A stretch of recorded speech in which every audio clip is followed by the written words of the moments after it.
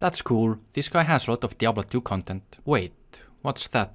Why Bone Necromancer sucks for PvM? Is he serious? He can't be serious, can he? Let's see why he thinks boners suck. My focus on my videos are mostly just informative and not to waste people's time and whatnot. His main focus is to be informative and not waste our time. That's great. I like that. Let's continue and learn why Bone Necromancers suck. He knows what he's talking about, right?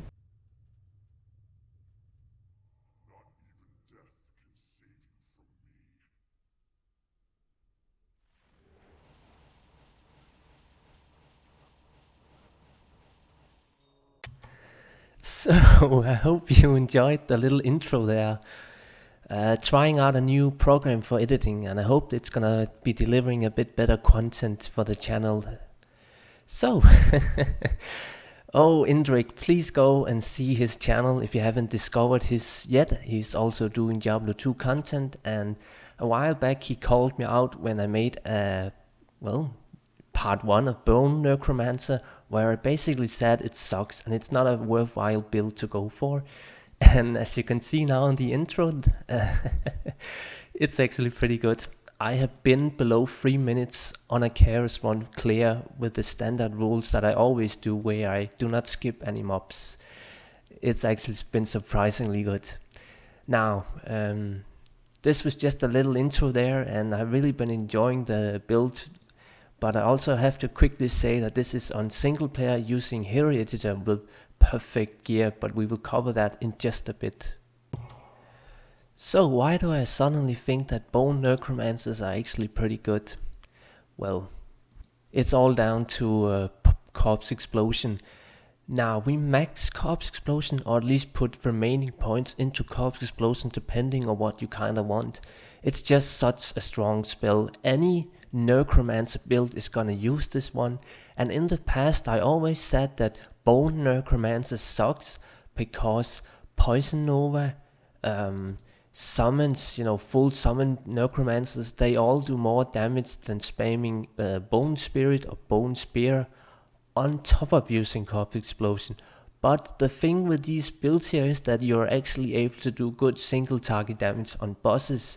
So unlike Poison Nova, you can actually kill Bale or Diablo pretty fast solo as a Necromancer, which is definitely something new to me, playing mostly just Poison Necromancer. But yeah, let's get to it.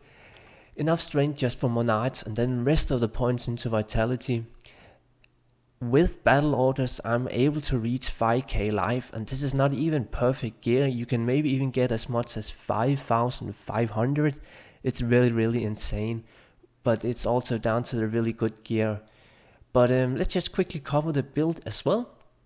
We're gonna be putting either remaining points or maxing Corpse Explosion, and then maxing Bone Spear and maxing Bone Spirit. And then we can also choose to max Bone Prison and Bone Wall if you want the maximum damage. But again, if you want more Corpse Explosion damage radius, then consider less damage. And then we take just 1 point in all these trees here. There's nothing really more to say than that. Just 1 point in everything. Minus Raise Skeletal Mate Revive. And then obviously curse, we're only going to be using amplified damage. You could go with other curses, but it's really never worth it, just because again the damage is so high on this gear level that we really only have to use one curse. So I'll show off some numbers first, because everyone likes high numbers. This is my Infinity Merc with a perfect, near perfect fortitude, and Dariel's Visage with a 40% enhanced damage and a perfect infinity. Look at the damage.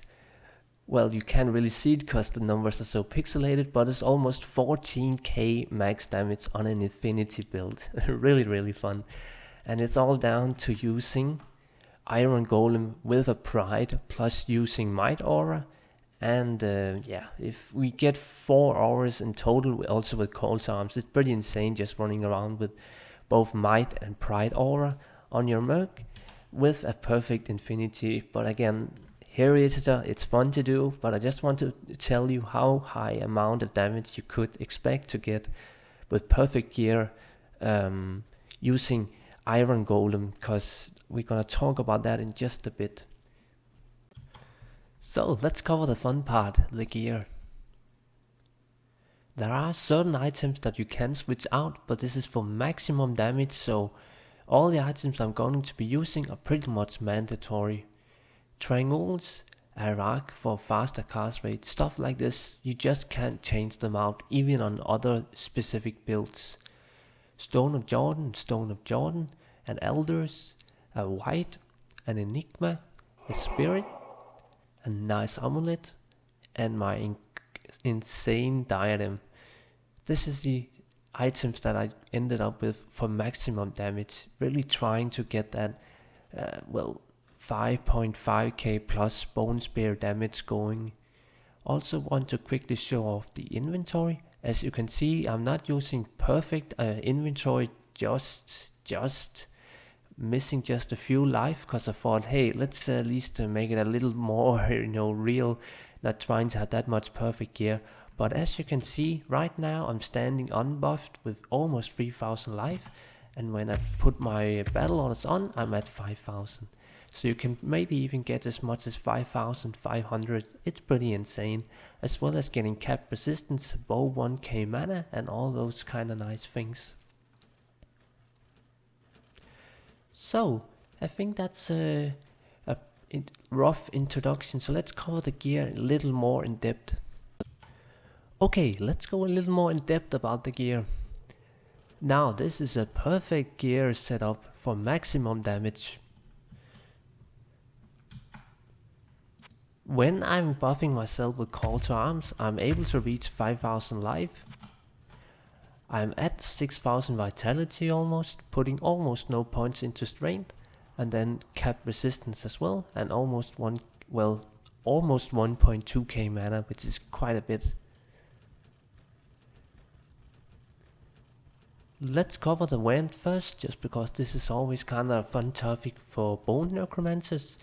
So white is made in a special base that has skillets already on it. In this case it has +3 revive and +3 to I think it's bone spear or something like that. So a lot of skills to make this one, and the base itself is very hard to find, especially this revive one. But if you get a really good base, you can save on skills such as revive itself, so I don't have to take points into revive, which is pretty good. There's not much else to say about this one. It's very annoying and hard to trade for, just because it's so hard to make. So not a lot of people are gonna make this one. You can shop the bases at vendors in like Act 2 or something, but it's still very hard to get. So let's take the fun diadem. So the jewels are an Sure Rune for, just more mana, and then a jewel that has 15 all resistance and 7 faster hit recovery, just so I get a little extra bump together with my spirit shield's faster hit recovery, because I needed 1 extra point. There's not much else to say about these items. They are all only for PvPers, pretty much, due to, first of all, they're insanely expensive. I could not even afford one of these diadems if I probably sold all my accounts. I think they're like, for a really good one, they could probably be like 5000 FG or something, at least on my realm. But only PvPers really use them, and it's mostly just down to the faster one wall, which is very good for PvP. So a diadem in this class, it always has to have 2 sockets. It has to have +2 to skills, so in this case it's necromancers for my class. It has to have 20% faster cast rate, and it has to have 30% faster one wall. If it doesn't have all these stats here, it's not gonna be able to sell, at least not on my realm non-ladder. But on ladder they can maybe sell without even sockets or something. But yeah, they just have to be perfect stats, because it's only PvPers who pretty much buy these diadems, and PvPers really care about their stats.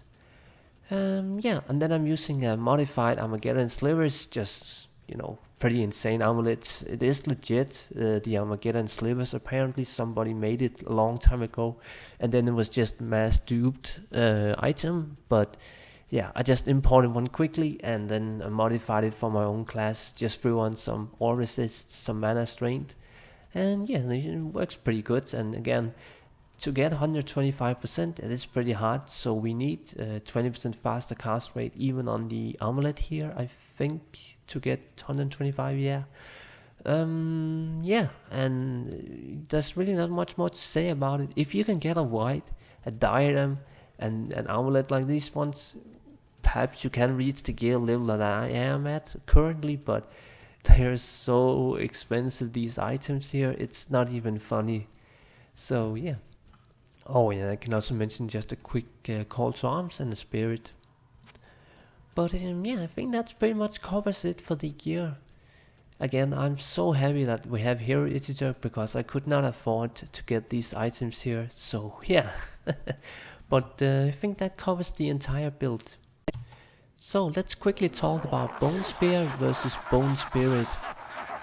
Bone Spirit costs almost twice amount of mana as Bone Spear.